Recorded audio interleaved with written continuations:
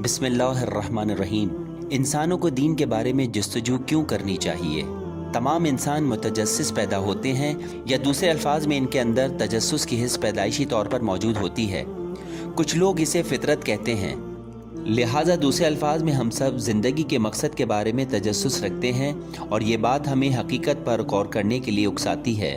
ज़िंदगी के मकसद के बारे में जानने के लिए गौर फ़िक्र करना हमें कुछ सवालात की तरफ ले जाता है। मसलन, क्या कोई खुदा या खालिक मौजूद है, और अगर है तो इसने हमें क्यों खल्क किया?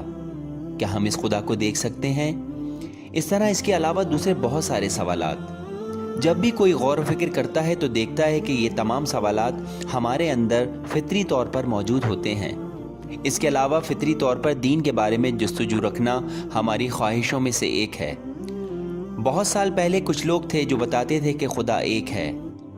वो यौम हिसाब यानी क़यामत के बारे में भी बताते थे कि जहाँ जज़ा व सज़ा का फ़ैसला किया जाएगा। जबकि हमारे अंदर भी एक ख्वाहिश है कि खुदा के बारे में जानें कि जैसा कि ये लोग कहते थे वो सच है या झूठ, ताकि मुमकिना नुकसान से बचा जा सके। कोई ये भी सवाल कर सकता है कि अगर दीन के बारे में जस्तजू करना हमारी फितरत में है और जो कि हमारी ख्वाहिशात में से है, तो आखिर क्यों कुछ लोग दीन और खुदा का इनकार करते हैं? कभी कभार आपकी जस्तजू करने की हिस्स चौकस व होशियार नहीं होती। ये इस माहौल की वजह से भी हो सकता है कि जिसमें हम रहते हैं, या कम इल्मी की वजह से, या इसलिए कि हमारा ध्यान सिर्फ मादी चीज़ों की तरफ होता है।